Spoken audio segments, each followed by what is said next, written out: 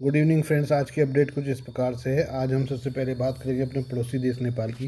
नेपाल में बीते एक हफ्ते से जारी सियासी उठापटक के बीच सुशीला कार्की को नई सरकार का मुखिया नियुक्त करने पर सहमति बन गई है। प्रतिनिधि सभा नेपाल की संसद भंग करने पर सहमति बनने के बाद फैसला लिया गया है कि सुशीला कार्की पीएम पद की शपथ दिलाई जाएगी। शुक्रवार रात 9 बजे पूर्व मुख्य न्यायाधीश कार्की अंतरिम पीएम के तौर पर शपथ ले सकती हैं। वो नेपाल की पहली महिला पीएम होंगी। उनकी पढ़ाई भारत में ही हुई है। शुक्रवार को पूरे दिन चली गहन चर्चा के बाद संसद भंग करने पर सहमति बनी।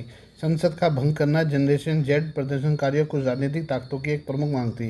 युवा प्रदर्शनकारियों के कड़े तेवर के बाद सदन भंग करने और कार्की की नियुक्ति पर आगे बढ़ने का फैसला लिया गया।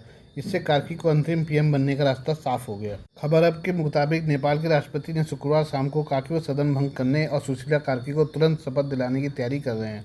उनके ऐलान के बाद शीतल निवास से प्रतिनिधि सभा को भंग करने सुशीला कार्की को प्रधानमंत्री नियुक्त करने की तैयारी चल रही है। ज़्यादातर पक्षों के उनके नाम पर सहमत होने की बात सामने आई है। नेपाल में राजनीतिक संकट बीते हफ्ते शुरू हुआ जब सरकार ने सोशल मीडिया पर बैन का ऐलान किया। इसके बाद हजारों युवा सड़कों पर उतर आए। प्रदर्शन को दबाने के लिए पुलिस ने गोली चलाई, जिससे स्थिति बिगड़ गई और पूरे देश में अराजकता फैल गई। इसके बाद मंगलवार को केपी ओली ने पीएम पद से इस्तीफा दे दिया। उनके इस्तीफे के बाद नई अंतरिम सरकार के गठन की कोशिश शुरू हुई। सुशीला कार्की नेपाल की पहले महिला प्रधान न्यायाधीश बनने का रिकॉर्ड रखती है। उन्होंने 1979 में वकालत शुरू की थी। इसके बाद वो जज बनी और जुलाई 2016 से 6 जून 2017 तक नेपाल के मुख्य न्यायाधीश रही। उन्होंने चीफ जस्टिस रहते हुए कई ऐसे फैसले दिए जिससे लोकतंत्र के संरक्षक के तौर पर न्यायपालिका की भूमिका मजबूत हुई। सुशीला कार्की की पहचान एक ऐसे न्यायाधीश के रूप में रही है भ्रष्टाचार को बिल्कुल बर्दाश्त नहीं करती है। उनकी इसी छवि का फायदा उनको हालिया राजनीतिक घटनाक्रम में मिला है।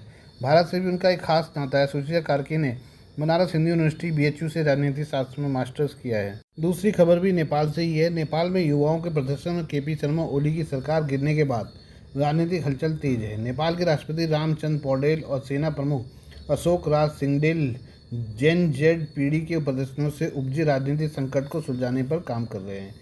एक तरफ नई अंतिम सरकार चुनने पर काम हो रहा तो वहीं पुराने राजनेताओं को जबरन रिटायर करने की तैयारी है।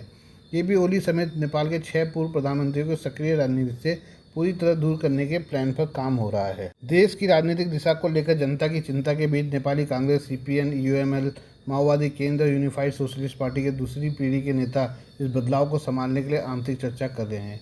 इनका सबसे मुख्य प्रस्ताव दशकों से नेपाली राजनीति पर हावी रहे 6 पूर्व प्रधानमंत्रियों को जबरन रिटायर करने की है।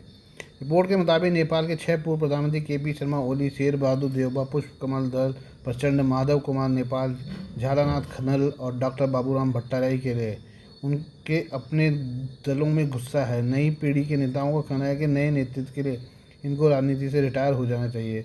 बीते कई दशकों से नेपाल की राजनीति इनके इर्द गिर्द घूमती रही है। रिपोर्ट के मुताबिक इन 6 नेताओं पर सक्रिय राजनीति से संन्यास लेने की घोषणा करते हुए संयुक्त बयान जारी करने का दबाव डाला जा रहा है।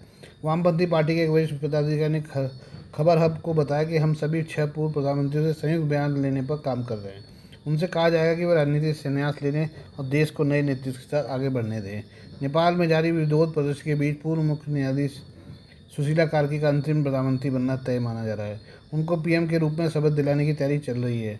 नेपाल के राष्ट्रपति कार्यालय शीतल निवास ने अपने कर्मचारियों को नए अंतरिम प्रधानमंत्री के स्वागत की तैयारियां शुरू करने का निर्देश दिया है। अंतरिम सरकार का नेतृत्व सुशीला कार्की के हाथों में सौंपने पर औपचारिक सहमति बनने के बाद गृह मंत्रालय को व्यवस्थाएं शुरू करने को कहा गया है। सुशीला कार्की एक प्रतिष्ठित न्यायविद और नेपाल की पहली महिला मुख्य न्यायाधीश हैं। कार्की का पीएम बनना इस दौर में स्थिरता बहाल करने में मददगार साबित हो सकती है।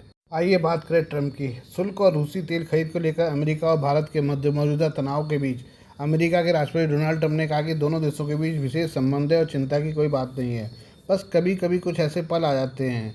ट्रंप ने व्हाइट हाउस में अपने कार्यालय ओवल ऑफिस में शुक्रवार को कहा, मैं हमेशा नरेंद्र मोदी का दोस्त रहूँगा। वह शानदार प्रधानमंत्री है, लेकिन मुझे इस समय उनके द्वारा किए जा रहे काम पसंद नहीं आ रहे हैं। लेकिन भारत और अमेरिका के बीच विशेष संबंध हैं, चिंता की कोई बात नहीं है, बस कभी कभी कुछ ऐसे पल आ जाते हैं। राष्ट्रपति इस सवाल का जवाब दे रहे थे कि क्या वो भारत के संबंधों को फिर से सुधारने के लिए तैयार हैं, क्योंकि दोनों देशों के बीच संबंध पिछले 2 दशकों में संभव सबसे खराब दौर से गुजर रहे हैं। ट्रंप ने यह भी कहा कि वह इस बात से बहुत निराश है कि भारत रूस से इतना ज़्यादा तेल खरीद रहा है। ट्रंप ने सोशल मीडिया पर एक सवाल के जवाब में कहा, मुझे इस बात से बहुत निराशा है कि भारत रूस से इतना तेल खरीदेगा। मैंने उन्हें यह बता दिया है, हमने भारत पर बहुत ज़्यादा शुल्क लगाया है। 50 प्रतिशत शुल्क बहुत ज़्यादा शुल्क है। मेरे प्रधानमंत्री नरेंद्र मोदी से बहुत अच्छे रिश्ते हैं, बहुत अच्छे हैं। वो कुछ महीने पहले यहाँ आए थे। ट्रम्प से पूछा गया कि क्या अमेरिका ने भारत और रूस को चीन के हाथों खो दिया है। दरअसल ट्रम्प ने ट्रुथ सोशल पोस्ट में कहा था कि लगता है हमने भारत और रूस को चीन के हाथों खो दिया है। ईश्वर करे कि उनका भविष्य दीर्घकालिक और समृद्ध हो। ट्रम्प ने रूसी राष्ट्रपति व्लादिमीर पुतिन और चीन के नेता शी जिनपिंग के साथ मोदी की एक पुरानी तस्वीर भी पोस्ट की थी। अमेरिका के राष्ट्रपति ट्रम्प का सोशल मीडिया पोस्ट उस समय आया है जब कुछ दिन पहले शंघाई सहयोग संगठन एससीओ के शिखर सम्मेलन में भारतीय प्रधानमंत्री नरेंद्र मोदी, चीन के राष्ट्रपति शी जिनपिंग और रूस के राष्ट्रपति व्लादिमीर पुतिन के बीच गर्मजोशी भरे संबंधों ने पूरी दुनिया का ध्यान खींचा। भारत और अन्य देशों के साथ व्यापार वार्ता कैसी चल रही है, इस सवाल पर ट्रम्प ने कहा कि वे बहुत अच्छी चल रही हैं। अन्य देश भी अच्छा कर रहे हैं, हम उन सभी के साथ अच्छा कर रहे हैं। हम यूरोपीय संघ से नाराज हैं क्योंकि सिर्फ गूगल के साथ ही नहीं बल्कि हमारी सभी बड़ी कंपनियों के साथ जो हो रहा है उससे हम नाराज हैं। इस बीच ट्रम्प प्रशासन के व्यापार और विनिर्माण मामलों के वरिष्ठ सलाहकार पीटर नवारो ने एक्स पर एक पोस्ट पर कहा कि भारत के उच्चतम शुल्क से अमेरिकी नौकरियों पर असर पड़ रहा है। नवारो ने कहा कि भारत रूस से तेल से मुनाफा कमाने के लिए खरीदता है। इस मुनाफे से रूस की संघर्ष क्षमता को ताकत मिलती है। यूक्रेनी और रूसी लोग मारे जा रहे हैं, अमेरिकी करदाता इसकी कीमत चुका रहे हैं। भारत सच्चाई का सामना नहीं कर सकता, बस बहानेबाजी करता है।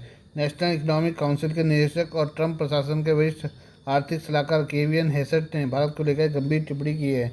उन्होंने कहा कि डोनाल्ड ट्रम्प और उनकी व्यापारिक टीम इस बात से निराश है कि भारत रूस से तेल खरीद के माध्यम से रूस यूक्रेन युद्ध को परोक्ष रूप से आर्थिक मदद पहुंचा रहा है।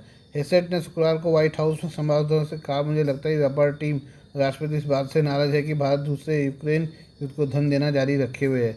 ये एक कूटनीतिक मुद्दा है और उम्मीद है इसमें जल्दी सकारात्मक प्रगति होगी। Please do like, share and subscribe this channel of my news, views and analysis by Prakash.